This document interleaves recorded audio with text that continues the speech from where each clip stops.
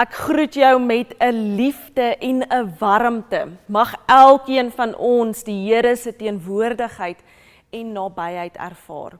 Kom ons sluit ons oë, dan bid ons saam. Liefdevolle Vader, dankie vir ons unieke saamwees.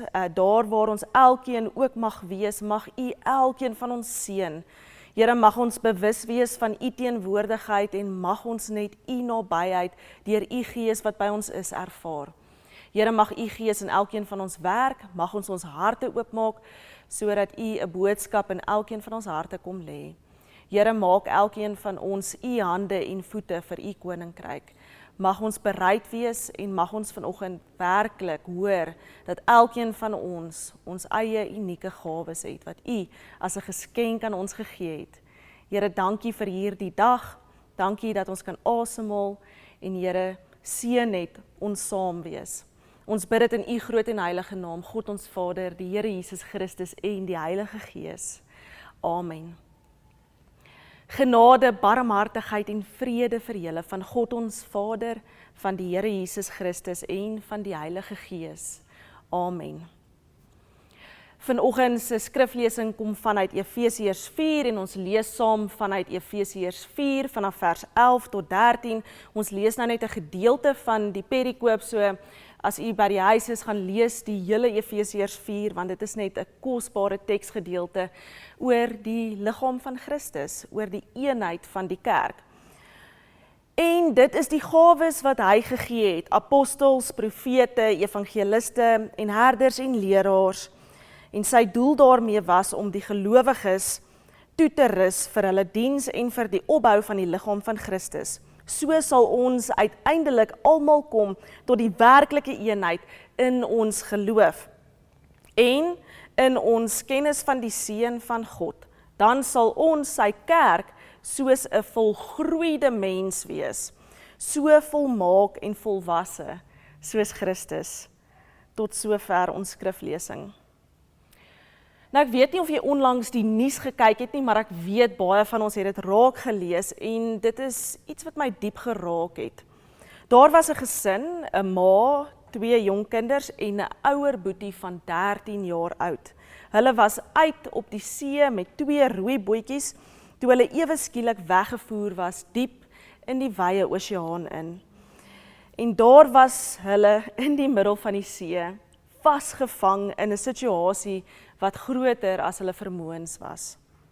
Die oudste broer, wat 13 jaar oud is, Austin, het in daai oomblik met sy hele wese besef dat hy moet iets doen.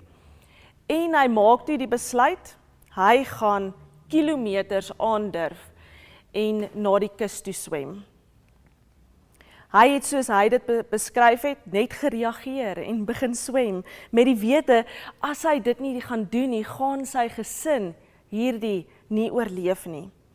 Hy het eers probeer roei met hierdie bootjie wat hy gehad het, hy sê hy het so geswem, en toe op 'n stadium het hy besef, hierdie manier van swem is net te stadig. Toe maak hy die rooi bootjie in sy voet vas en toe klim hy af en hy swem toe verder, en toe uiteindelik, toe daar nog 2 kilometer was, toe besef hy, hy kan dit nie meer so doen nie. Hy maak toe die bootjie los en hy swem toe vir 2 kilometer as 'n jong seun in die diepe oseaan, in hierdie wille see kus toe, waar hy toe uiteindelik uitgekom het en hy kon toe hulp kry vir sy familie. En as gevolg van sy dapperheid, kon hy sy gesin se lewe red. En dit het my laat wonder, wat is dit wat vir Austin so braaf gemaak het? Hy het nie gewag vir 'n professionele lewensredder nie. Hy het besef dat hy die een is wat op daardie oomblik die vermoë en die verantwoordelikheid geneem het om op te tree. So hoe gereeld gebeur dit dat as ons bloot, as ons in 'n situasie is dat ons bloot net nie lus is om soos Austin in so 'n soortgelyke situasie op te tree nie. Die kerk vra alweer vir ons om iets te doen. Die Here druk dit weer op my hart om daai persoon te gaan help en om daardie oomblik te glimlag vir die persoon in die winkel, maar jy is eintlik nie lus nie. Ons almal het van daardie oomblikke wat jy net bloot die situasie vermy en maak asof dit nooit gebeur het nie. En dat daar ander mense is wat in daardie oomblik eerder kan help. Efesiërs 4 praat oor hierdie tipe situasies van waar golwe mense heen en weer slinger en deur die wind getreiter word. En kom ons wees eerlik met mekaar. Ons leef in 'n wêreld waar die winde ons van alle kante afwaai. Oral is daar stemme wat vir ons sê wat ons moet dink, hoe ons moet glo en wat werklik belangrik is. En in hierdie pluralistiese samelewing van ons, wat eintlik maar net 'n dierwoord is vir 'n plek waar almal dink, hulle eie waarheid is die enigste waarheid, voel dit soms of ons as gelowiges maar net daar tussen dit alles ronddobber, sonder 'n anker, sonder 'n kompas en sonder 'n idee van waarheen ons op pad is. En hierdie brief aan die Efesiërs was waarskynlik nie net vir een klein gemeente bedoel nie. Dit was 'n omsendbrief gewees wat deur die hele Klein-Asië versprei het. Dit was vir mense wat in 'n deurmekaar wêreld geleef het, baie soos in ons sin vandag. So hierdie brief maak so sin vir ons. Hulle het 'n stewige teologiese fundament nodig gehad en daarom was hierdie brief rondgestuur. Hulle moes verstaan dat die kerk nie net bloot 'n gebou is nie, wat op die hoek van die dorp staan nie, maar iets massiefs is. Dit is die kosmiese kerk, die groter kerk, die een kerk waarvan Christus praat. Hulle moes besef dat hulle deel is van iets wat oor kulturele en geografiese grense heen strek. Iets wat die hele heelal onder die heerskappy van Christus wil verenig. Maar ons weet, as jy op daardie bootjie sit en die golwe slaan oor die boeg, help dit nie veel om net weer daar te staan en te glo dat daar 'n groter vloot is wat op pad is nie. Jy het stabiliteit in daardie oomblik nodig. Jy het nodig om te weet hoekom jy daar is en wat jou werk op daardie boot is. Ons probleem vandag is dat ons dikwels net passiewe passasiers is, wat wag dat die kaptein van die skip alles moet doen. Ons voel geïsoleerd, ons voel onstabiel en ons wag dat iemand anders die roeispane moet vat en moet roei. Maar hoekom is dit dat ons so dikwels net terugsit en kyk hoe die golwe ons uiteindelik omslaan? Waar kom hierdie passiwiteit vandaan wat die kerk se groei terughou? Die kerk van Christus terughou. Dit bring ons dan by die kern van die probleem. Ons het vergeet dat ons een liggaam is.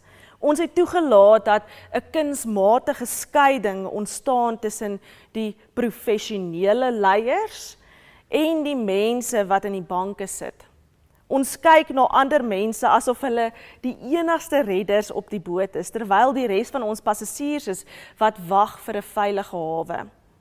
Maar Efesiërs 4 sê presies dan vir ons die teenoorgestelde. Die leiers is nie daar om die werk namens jou te doen nie. Hulle is daar om jou hande reg te kry vir daardie roeispane. En wanneer ons dink dat bediening net die dominee of die dienswerker se werk is, dan is die kerk besig om te verdrink. Want 'n liggaam kan nie funksioneer as net die kop of die hande werk nie. Ons passiwiteit is nie net 'n tekort aan motivering nie, dit is 'n verbreeking van die eenheid waarvoor Christus gesterf het. En as ons die kerk sien as 'n gebou waar jy net kom sit en ontvang, dan mis ons die organiese krag daarvan. In Austin se verhaal was daar nie 'n professionele reddingsbeampte naby gewees nie. Hy moes besef, as ek nie nou beweeg nie, gaan ons almal ten gronde gaan. En dit is presies hoe die kerk werk. hoe God se koninkryk werk. Daar is nie 'n plan B nie. Jy is nie 'n kliënt van 'n organiese werk nie. Jy is 'n noodsaaklike sel van 'n lewendige organisme. En die tragedie van die moderne kerk is dat duisende gawes ongebruik lê, omdat mense dink hulle net nie gekwalifiseerd is nie. Maar in Christus se koninkryk is elke lidmaat se ja, die antwoord dat jy ja sê, ek is diensbaar. Dit is die brandstof vir die hele liggaam se beweging. En sonder jou bydra is die liggaam onvolledig en volgens Efesiërs onvolwasse en kan ons nooit die volle volwassenheid van Christus bereik nie. En as hierdie passiwiteit die siekte is, hoe lyk die genesing wat Christus vir sy een liggaam bewerkstellig het? En hier kom die groot ommekeer. Paulus herinner ons dat Christus as die oorwinnaar opgevaar het om geskenke uit te deel. En hier is die verrassing. Die geskenk is nie 'n program of 'n gebou nie, maar mense wat ander mense help om hulle plek te vind. Die doel van elke leier is toerusting. Toerusting, die woord toerusting. In Grieks die woord katartismon. Katartismon beteken toerusting. Dit is dieselfde woord wat gebruik word om 'n gebreekte been te spalk of om visnette in die Bybelse tyd heel te maak. Die doel van die kerk se leierskap is om jou weer heel te maak vir jou spesifieke taak. Christus gee nie leiers sodat hulle in 'n elite klas bo die ander sit nie, maar sodat hulle die nette van die hele gemeenskap kan herstel. En as jy toegerus word, gaan dit nie oor jou eie status nie, maar oor die feit dat die boot slegs vorentoe kan beweeg as elke roeier in ritme roei. Christus se oorwinning beteken dat elke gelowige geaktiveer moet word om die eenheid te dien. Leierskap is dus bloot die gemeenskap wat die res van die liggaam help om hul unieke vorm en funksie te vind. Dit gaan daaroor dat ons mekaar help om weer te glo, dat ons hande, elkeen se hande saak maak, dat jou hande saak maak. En wanneer ons besef dat ons elkeen 'n integrale deel van hierdie een kosmiese kerk is, verander ons van toeskouers na deelnemers en ons besef dat my geestelike gesondheid direk gekoppel is aan joune. Hoor mooi, dat ons besef dat my geestelike gesondheid direk gekoppel is aan joune. Ons is nie 'n versameling van individue wat op eie vlooitjies ronddobber nie. Ons is een liggaam wat slegs kan opstaan as elke gewrig, elke spier in hierdie liggaam sy deel doen. Maar as ons dan een is en toegerus word vir hierdie groot doel, hoe lyk die praktiese diens wat die liggaam laat groei? Wanneer elke lidmaat sy of haar rol aanvaar, verskuif die fokus na diakonia, praktiese dienswerk. Dit dekonstrueer die idee dat godsdiens iets is wat jy verbruik. Jy is nie hier om bedien te word nie. Jy is hier om toegerus te word sodat jy ander kan bedien. Dit is waar die eenheid werklik getoets word. Is jy bereid om jou gawe te offer vir die groter geheel? En wanneer ons dit doen, vind oikodomen plaas, die Griekse woord vir die opbouing van die liggaam van die huis van die Here. Paulus gebruik hierdie argitektoniese term om te wys hoe ons steen vir steen op mekaar bou. En as een steen ontbreek, dan weet ons dat daardie struktuur en muur onveilig is. Die kerk weens die integriteit van die koneksies tussen die lidmate is waarop die integriteit en die struktuur gebou word. So God bou juis eenheid deur ons diversiteit te gebruik. Jou unieke gawe is nie vir jouself gegee nie, maar vir my en myne is daar weer vir jou. Sonder jou diens is daar 'n gat in die verdediging van die kerk teen die storms van die lewe. Ons vind ons ware identiteit eers wanneer ons erken dat ons onontbeerlik is vir mekaar. Dit is nie meer 'n kompetisie of 'n hiërargie nie. Dit is 'n organiese noodsaaklikheid. En as jy jou rol vervul, soos Austin op daardie see, dan bly die hele liggaam by mekaar. Ons eenheid is nie net 'n mooi gedagte nie, dit is die krag wat ons toelaat om as 'n gesonde eenheid teen die winde van die wêreld op te staan. So wat is die finale bestemming van hierdie gesamentlike reis? Waarheen vaar ons as ons almal begin om saam ritmies te roei? Die einddoel is 'n volwasse menslikheid, om soos Christus te word. Maar let wel, Paulus praat nie van 'n individuele volmaaktheid nie, maar van 'n kollektiewe volwassenheid. Die doel is dat ons as een kerk nie meer soos kinders heen en weer geswaai word nie. En wanneer ons elkeen ons unieke verantwoordelikheid aanvaar, transformeer ons van isolasie na 'n kragtige onderlinge afhanklikheid. Ons word 'n liggaam wat nie meer bang is vir die storms nie, wat ons veranker in mekaar en in Christus. Dit is die visie van 'n kerk wat volwasse is, doelgerig en eenvormig in sy missie. En wanneer jy jou plek inneem, help jy die hele liggaam om op te bou. Daar was 'n oomblik voordat Austin in die water ingespring het, waar hy moes gekies het.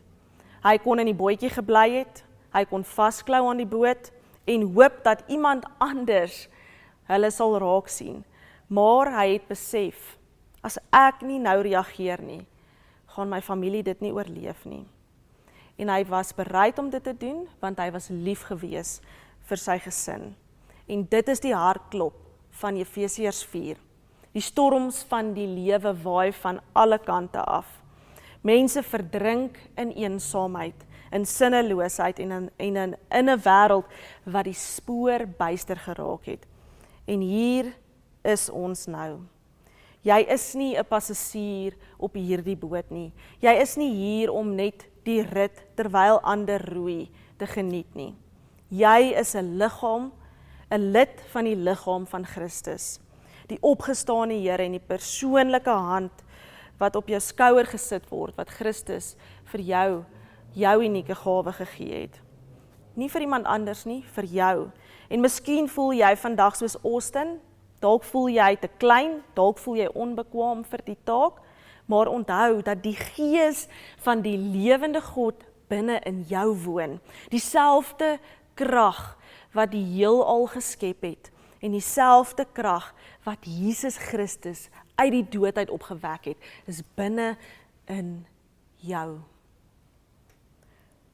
So wat moet jy vandag in jou hart rondskuif om te besef dat jy jou roeispane op hierdie boot moet opneem? Wanneer elkeen van ons plek inneem, hier in Montana, of in die groter liggaam van Christus, of in die gange van die aftreeoorde, daar by die winkelsentrums en in ons huise, dan word die kerk weer wat sy moet wees, 'n baken van hoop. Dan is ons nie meer 'n klomp mense wat doelloos ronddobber in die diep verlore see van die lewe nie. Ons word 'n onwankelbare getuienis van Christus se liefde. So mag jy dit in jou hart kry om die een te wees wat sal uitreik, wat sal sê, ek kan nie hierdie toelaat nie, ek sal inspring en swem. As Austin kon swem vir sy gesin, hoeveel te meer kan ons nie opstaan vir die koninkryk van God nie. Amen.